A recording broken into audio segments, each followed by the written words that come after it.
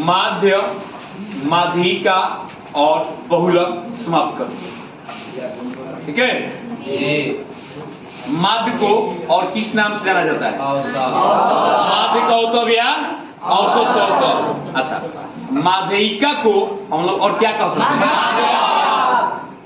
समझ रहे ना? कंफ्यूज नहीं होना एग्जाम में अगर अलग नाम दे दे तो।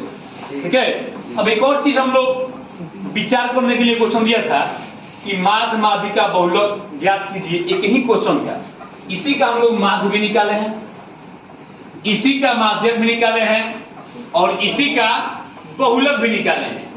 और इसका जब हम लोग माध्य निकाले थे तो 4.2 आया था। इसका जब हम लोग माध्यक निकाले थे तो 3.75 आया था और इसका हम लोग बहुलक निकाले थे तो 3.286 आया था। अब इसमें क्या लग रहा है तुम्हें? देखो ध्यान से, इसमें हम लोग ये देखे कि माध्य से ज्यादा क्या आया? माध्यक आया।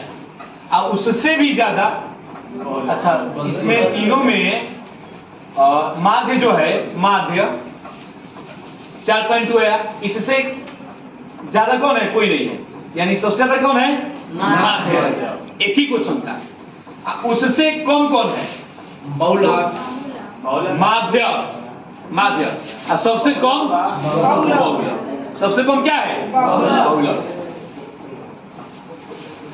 यानी कि बीच में क्या होता है? बीच में माध्यक होता है, इसको माध्यिका भी कहते हैं।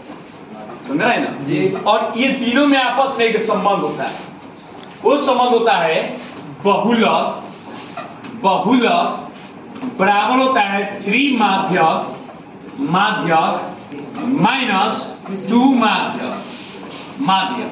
अब इसको जांच करना है तो ये तीनों मान को इसमें पुट कर देंगे, इक्वल आना चाहिए। याद रखना है, माध्यक जो होता है माध्य और बहुलक के बीचों बीच उसका मान आता है, मतलब उसके बीच में उसका मान आता है। अब देखो यहाँ पर बहुलक, तो बहुलक कितना आया था? तो 3.286 बराबर 3 गुने माध्य कितना आया?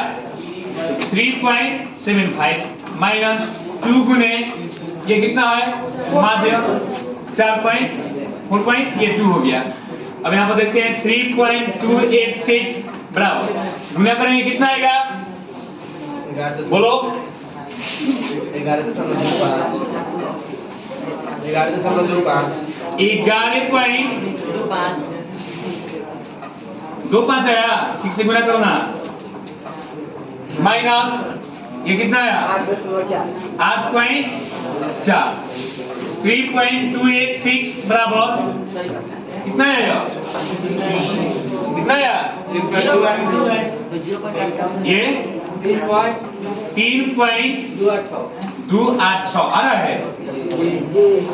देखो तो 11.25 और यहाँ पर 8.4 5 बारे में से लगभग इसके बराबर आ गया ना जी। यानी हम कह सकते हैं कि बहुलक बराबर 3 माध्यक माइनस 2 माध्य होता है। समझ रहे हैं? तो समझ रहे हैं ना? ये बढ़ा करके हम लोग लिखे थे, ये आ रहा था। ठीक है।